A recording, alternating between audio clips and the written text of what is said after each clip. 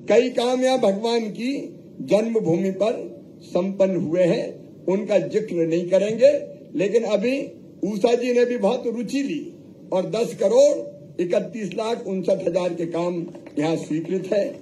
हमारे कुंड का सौंदर्यीकरण, पार्किंग और बाउंड्री वाल, भोजनशाला, मल्टीमीडिया शो वगैरह, जन सुविधा, पानी की व्यवस्था, लैंडस्केपिंग, पाथवे का कार्य, ये सब के सब काम होंगे जिसके लिए राशि स्वीकृत कर दी गई है। लेकिन आज हम सबके मन में एक विचार आया है कि इस पवित्र भूमि का और विकास किया जाए।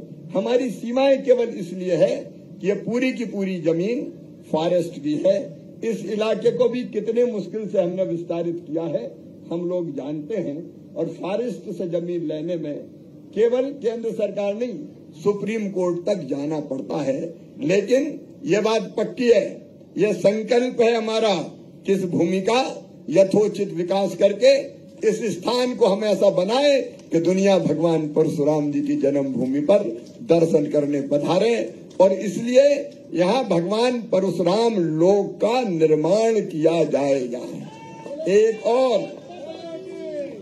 एक और धाम बनेगा, परशुराम धाम। बोले भगवान परशुराम की। और उसकी पूरी रूपरेखा बनाने हम विद्वानों के साथ, प्रशासन के साथ, सबके साथ बैठेंगे। और जब भगवान की कृपा से ही महाकाल महालोक बना है तो भगवान परशुराम लोक भी बनेगा। मित्रों, इस संकल्प के साथ एक बार में फिर आप सबको बहुत बहुत शुभकामनाएं देते हुए, आपको ध्यान है पिछले साल हमने तय किया मंदिरों में पुजारियों जिनके पास जमीन नहीं थी 3,000 उनको मिलता था, मानदेय वो बढ़ा के 5,000 करने का काम किया। एक और क्रांतिकारी फैसला हमने किया कि बच्चों को जो कर्मकांडी होते थे, संस्कृत विद्यालय में पढ़ते थे, उनको स्कॉलरशिप नहीं मिलती थी, उनको अब स्कॉलरशिप दे रही है। वो काम भी हमने किया है। ऐसे अनेकों काम पहले संपन्न हुए, लेकिन अब तो भगवान परशुराम लोक और परशुराम धाम बनेगा। महाकवि दिनकर जी ने लिखा, किंतु कौन नर तपोनिष्ठ है, यहाँ धनुष धरने वाला, एक साथ यज्ञाग्नि और असी की पूजा करने वाला। कहता है इतिहास, जगत में हुआ एक ही नर ऐसा, रण में कुटिल काल सम क्रोधी, तप में महासूर्य जैसा। ये भगवान परशुराम जी के लिए उन्होंने लिखा। भगवान विष्णु के 6वें अवतार हम तो पहले से ही मानते हैं कि उनकी जन्मभूमि ये जाना पाओ की पवित्र धरा है, जहाँ से 7.5 नदियां निकलती है इस विंध्याचल पर्वत से। मध्य प्रदेश सौभाग्यशाली है कि उनका जन्म यहाँ हुआ।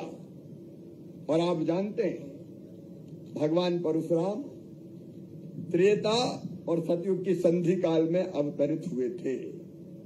उनने समाज में समता और समानता लाने के उद्देश्य से सबको भूमि का आवंटन सुनिश्चित हो, इसकी पहल सबसे पहले की तो भगवान परशुराम ने की।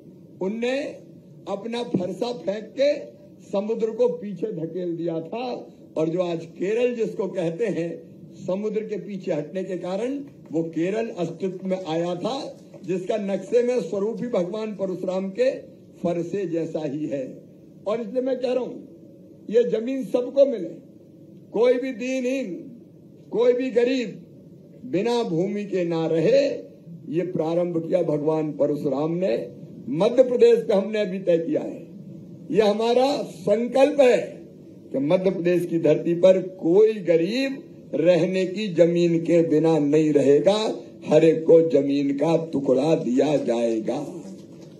और इसके लिए गांव में मुख्यमंत्री भू आवासीय अधिकार योजना, हम गरीबों को अब जमीन बांट रहे हैं। और शहरों में हमने तय किया है कि जो गरीब जहां है उसको वहां पट्टे देके जमीन का मालिक बनाएंगे।